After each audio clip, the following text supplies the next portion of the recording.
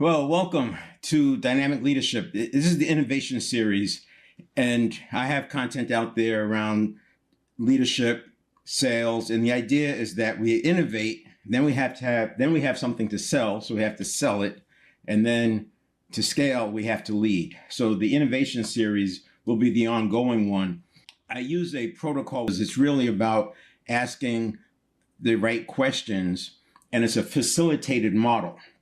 It's based on a few principles, based on human nature. So first of all, dynamic leadership is aligned with neuroscience. It uses self-determination theory as the foundation because self-determination theory is the gateway to intrinsic motivation versus extrinsic. So we all know that one is internal, one is external. But what people may not realize is that intrinsic motivation is getting motivation from the activity itself. It doesn't have to be, quote unquote, a pleasurable activity. The person just has to have the context for why this is important, and then they enjoy it. There's an experiment was done, and they paid these kids $5 an hour to kick a rock around.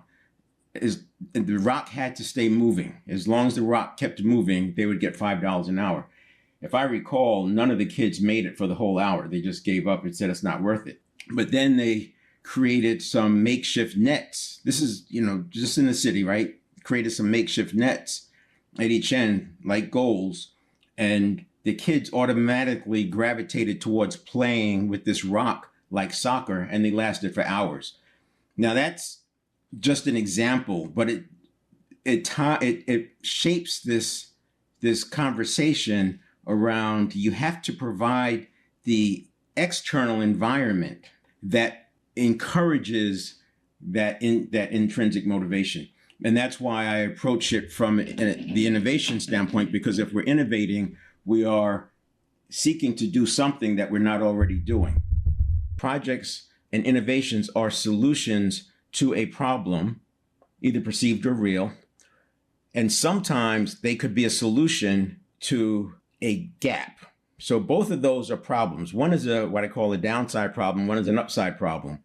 So the downside problems are a little bit easier because we've been there before. We can see it. There's curbs around it, parameters. We understand what's going on. The upside gaps are a little bit more difficult because we're creating into the field of infinite possibility. And we have so many different options. And we have the added problem of people not wanting to embrace the unfamiliar. There's a lot that's missing when you're going upside. One, you don't have the confirmation. You don't have necessarily support. You don't know if this person who might have been a mentor or in your mind that they're very important, you don't know if that person is going to agree. There's just so many other factors that have to be addressed. If we don't address those, we find ourselves in a place where we built the thing, we created the solution, but we're not getting any results. We're not getting any engagement. I recall examples where, and you've seen this, where the system is built in such a way or programmed in such a way that the person has to ask you these questions. We see it sometimes in retail stores where there's a step that you have to go through in order to complete the transaction. And this is for the customer to enter a phone number, maybe it's give information, whatever. And it's very common to see the cashier reach over and click the pad just because they're not enrolled in that process, or that process is not really aligned with what the customers want. So we have to do that work to figure out what's the frontline staff, their understanding, make sure their understanding is aligned, and then make sure we're not going a bridge too far when it comes to what we're asking the consumer to do. I know people who I've watched them where they just click. They're just like, no, yes, no.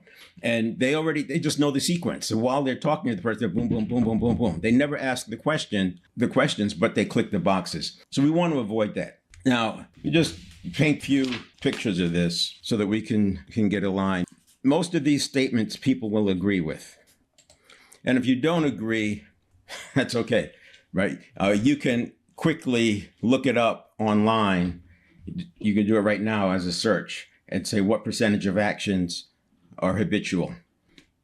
Another one would be we make about 33,000 decisions each day. Again, you can look that up. How many decisions do humans make every day on average?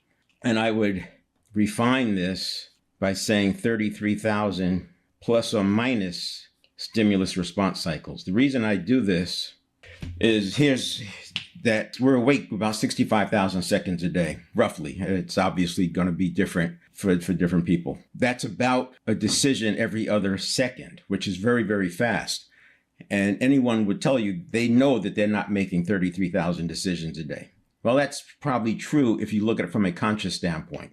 But what happens is if you have stimulus, within a quarter of a second, there's a reaction. And then depending on the situation, how wired the person is, how primed they are, what kind of priming is going on, because now you have things like cognitive biases, you have meta programs, and the short version of a meta program, it's bundling of different associations, neural pathways. So we know that habits are essentially neurons firing and wiring. They fire, the ones that fire together, wire together, and this is how you end up with habitual patterns, because there's associations that it processes at 11 million bits per second. So there's a processing speed of 11 million bits per second, whereas the conscious mind only has 50 bits per second.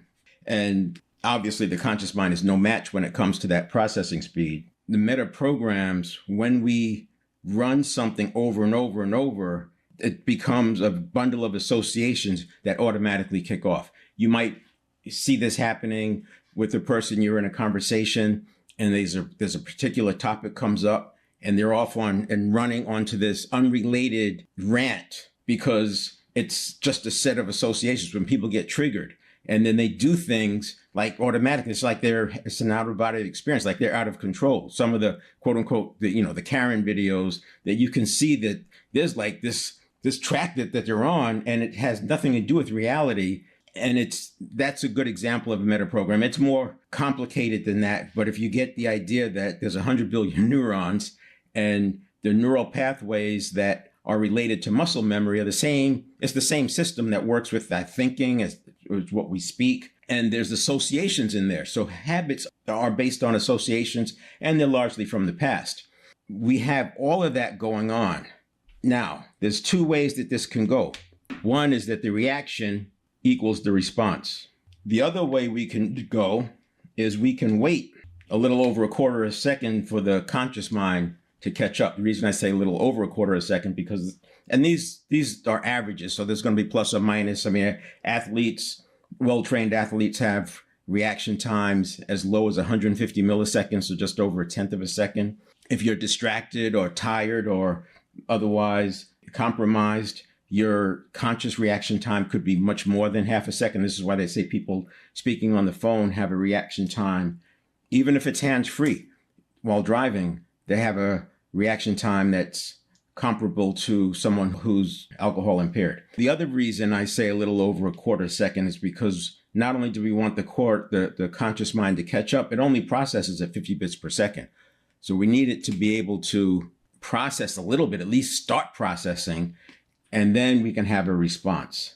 So I'm very much about not letting the reaction become the response. Too often, the reaction is a survival reaction, and survival reactions are based on intense associations from the past, and it's most likely going to be the wrong thing. When you see people getting triggered or they lash out, or you can almost see it, the telling tension comes up, sometimes they just interrupt. Those are survival reactions, and it could be something as simple as when they were 4 years old and they felt threatened, they blurted something out and the threat went away. This is what happens with dogs, right? You see dogs barking. A lot of times they bark like that at people because they found out that, gee, if I bark and growl, I create space because I really don't want these people petting me. And they create some space, and it works. And they may not be mean, aggressive dogs, but if they're doing that, they appear to be mean and aggressive. And eventually maybe the two come together.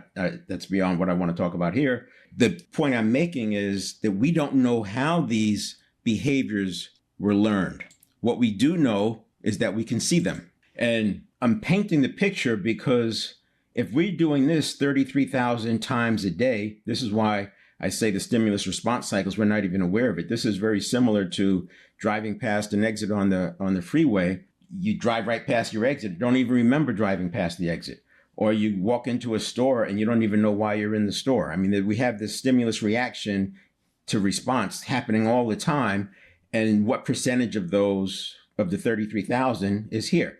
So if we're here and we're not doing the pause for the response, you can see why we have 95% of our actions are habitual. This leads back to what we're talking about today, which is innovation. Now, if you think about how things are so fractal, there's a thing, if you want to understand the macro, study the micro, that kind of thing, but it's very fractal. So the same way that a person's internal system is the external system of the cells, and this is why stress and all this resentment can cause illness, because you're putting your cells in a unhealthy environment.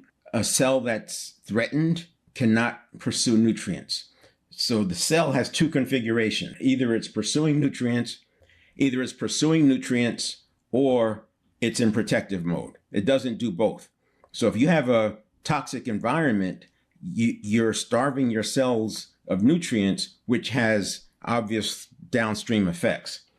Well, similarly, an organization's internal environment is the external environment of the people in it. And if you have toxicity in the environment, which could come from mixed messages, it could come from not listening to people not feeling heard, it could come from perceived threats, perceived transgressions, or real.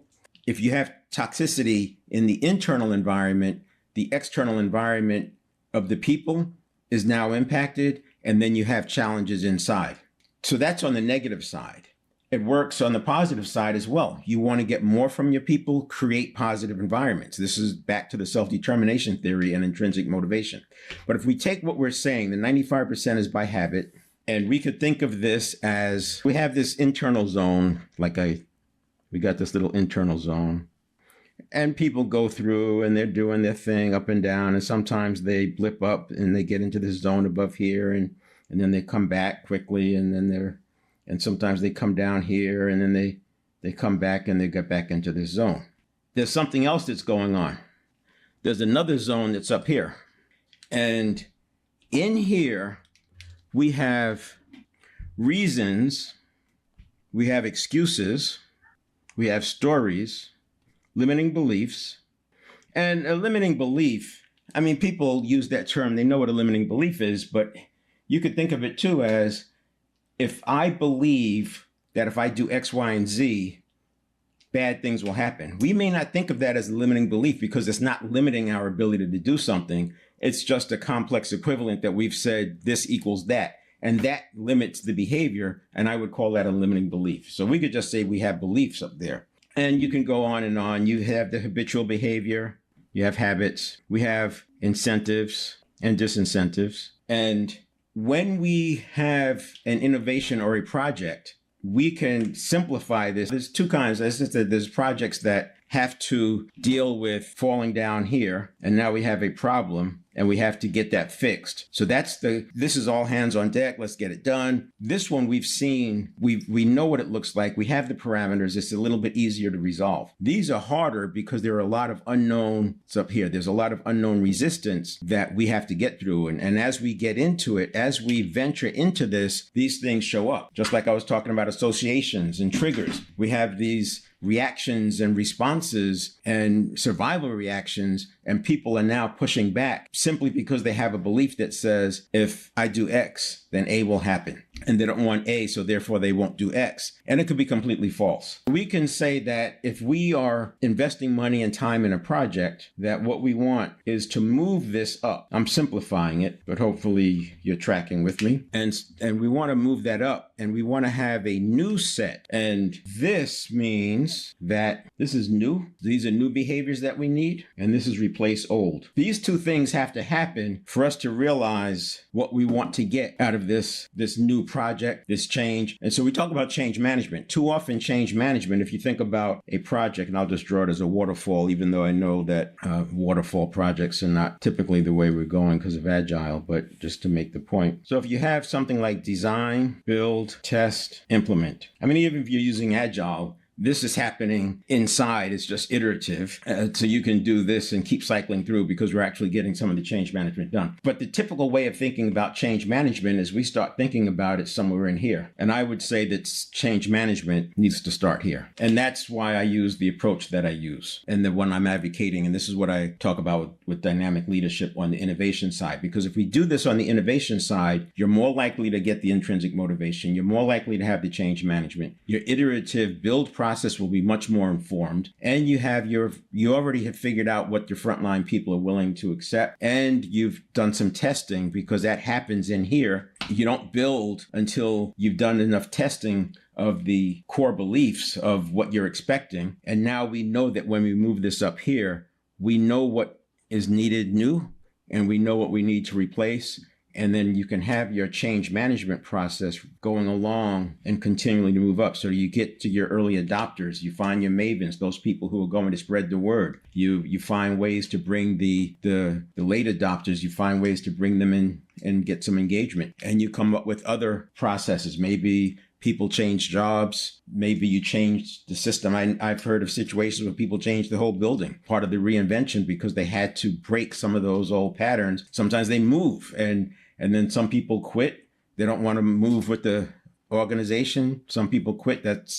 I'm not saying that I recommend that or I'm not advocating that. I'm just saying that change management is a very difficult endeavor unless you start early.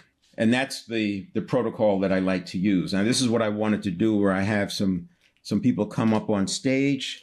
And if I don't get anybody, it doesn't really make sense to go through it because I would be just telling you the questions and answering them myself, and it doesn't make sense. It's really about drilling down, like asking, you've heard of 5 whys, ask why 5 times. That's a whole quality, and it works, right? Ask people why 5 times. And one of the things you can do when you're doing that five whys is you're looking at them and you can see when you've gone beyond what they're accustomed to answer. Once you get beyond what they're accustomed to answer, you're now into the area that they haven't addressed. Most people agree that we want to do this, but there's reasons it hasn't been done before, and we need to figure out what those are, and you want to do it early. This is why I use a facilitated process to do it. The facilitated process enables people to get this information out in a safe environment. Once you get here and it's already being built, it's no longer a safe environment to speak up. When you're just getting information and you're pre-designed, or at least it feels like pre-design, and it should be pre-designed. It's a blend, right? You don't go from pre-design to post-design. You are designing, and part of that designing is overlapping with pre-design and then post-design. And this is where we want to flesh that information out. And I think we should always be testing, especially now with all the volatility, uncertainty, complexity, and ambiguity going on. If you look at just the geopolitical, the geoeconomic, you look at the technology that's changing. So many things are changing so rapidly. Status quo is never good enough, because if the markets are continuing to rise and the population is growing, if we're status quo, we're just staying even, it's never been good enough. But I say it's even harder now to not be advancing. It's going to have more adverse impact if we're not constantly pushing on that thing. And that's where the innovation comes in. All right, there you go. Feel free to drop some comments in, or you can DM me on LinkedIn or on Facebook, Dynamic Leadership Center, and I'll get back to you.